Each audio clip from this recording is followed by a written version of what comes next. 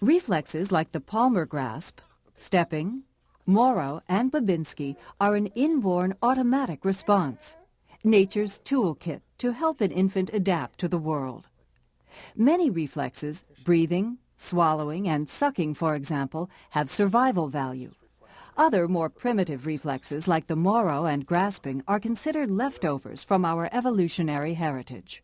Survival reflexes usually become voluntary at some point during the first year, while the primitive reflexes disappear.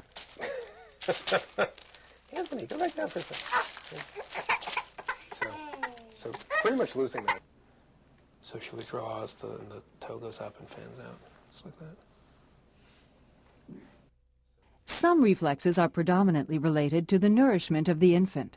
Here, in response to stroking at the corner of Aiden's mouth, we see the rooting reflex.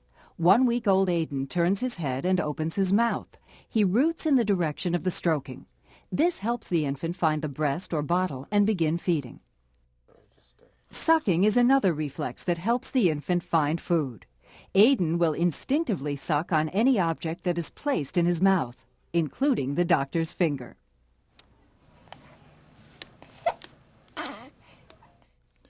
Some reflexes are predominantly related to the protection of the infant. Stroking the palm of Mackenzie's hand will cause her to close her hands and fingers in a grasp. The grasping reflex may be so strong that the baby can support her own weight. The Morrow or startle reflex is seen when support for the head and neck is suddenly lost, or in response to a loud noise or sudden movement. Here, 1-week-old Aiden throws his arms out and back in response to the doctor's sudden drop of his hands. The Morrow reflex, which should be fully present at birth, begins to disappear at around 5 months of age. Jessipina, who is just 2 months old, has already begun to lose the Morrow reflex. Absence of the Morrow reflex at birth or reappearance after the normal age of disappearance, approximately 5 months, may suggest damage to the central nervous system. So she doesn't have a startle anymore. It's gone. Okay. She's matured and she's overriding that. Some reflexes, such as the stepping reflex, are related to postural control. When held upright with her feet just touching a flat surface, 2.5-week-old Olivia appears to take steps and walk. This reflex, which typically disappears at around 2 to 3 months of age, will not be seen again until Olivia learns to walk on her own. Oh, I'm sorry. All right. Let's do that a little better. Let me hold you this way so people can see you. Okay. So she stands, and there like that. She'll start taking some steps.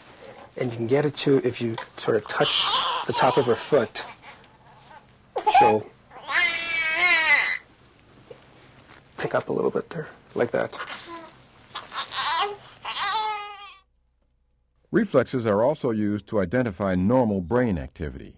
Absence, persistence beyond the normal time for disappearance, or the reappearance of a reflex later in life is suggestive of significant neurological problems.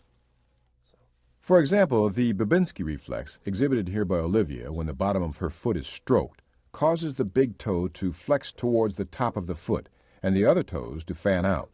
The Babinski is normal in children under 2 years of age.